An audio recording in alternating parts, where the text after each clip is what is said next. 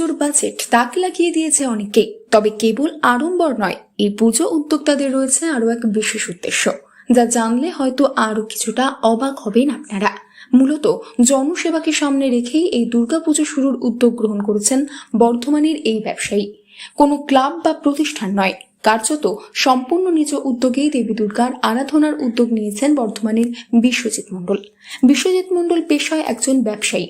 বর্ধমান শহরেই মার্বেলের ব্যবসা রয়েছে তার হাত ধরেই এবারের পুজোয় নজর কাড়া থিম বর্ধমান শহরের বুকে। দামোদর লাগোয়া এই শহরে ফুটে উঠবে পুরীর জগন্নাথ ধাম। জেলা ও রাজ্যের দক্ষ কারিগরদের হাতের ছোঁয়ায় বর্ধমানে জগন্নাথ দর্শন হবে এলাকাবাসীর। তবে শুধুই চমক বা আড়ম্বর নয়, সেই সঙ্গে বিশ্বজিৎ বাবু উদ্যোগী হয়েছেন আরো এক বিশেষ কর্মকাণ্ডে। পুজোর কয়েকটা দিন দেবী দুর্গার আরাধনার পাশাপাশি জনসেবার উদ্যোগ নিয়েছেন তিনি।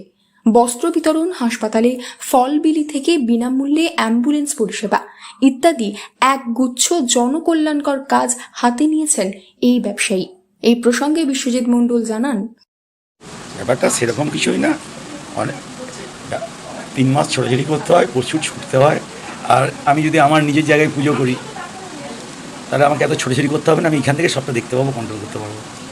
পুজোর 5 দিনের মধ্যে প্রথম দিন আমরা বস্ত্র বিতরণ, ছেলে মেয়ে জাত ধর্ম কিছু না, যারা যে বস্ত্রটা পরে যেন ঠাকুর দেখতে পারে তাদের জন্য প্রতিদিনই খাওয়া দাওয়ার ব্যবস্থা, তার সঙ্গে সাধারণ মানুষ, তার সঙ্গে আমার বন্ধুবান্ধবের ফ্যামিলি এবং আমার আত্মীয় স্বজন ফ্যামিলি। এখন পর্যন্ত জাস্ট আমি তো পরশু দিনকে উদ্যোগ নিয়েছি, কালকেটা মোটামুটি রাফ বাজেট করি, যাতে 1.5 করোড় দাঁড়াচ্ছে।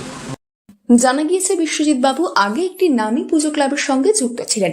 তবে আসন্ন দুর্গাপুজোর আগেই সেই ক্লাব থেকে বেরিয়ে এসে নিজেই পুজো শুরুর চিন্তা ভাবনা শুরু করেছেন। মাত্র 3 দিনের পরিকল্পনায় নাকি এই উদ্যোগ গ্রহণ করেছেন তিনি।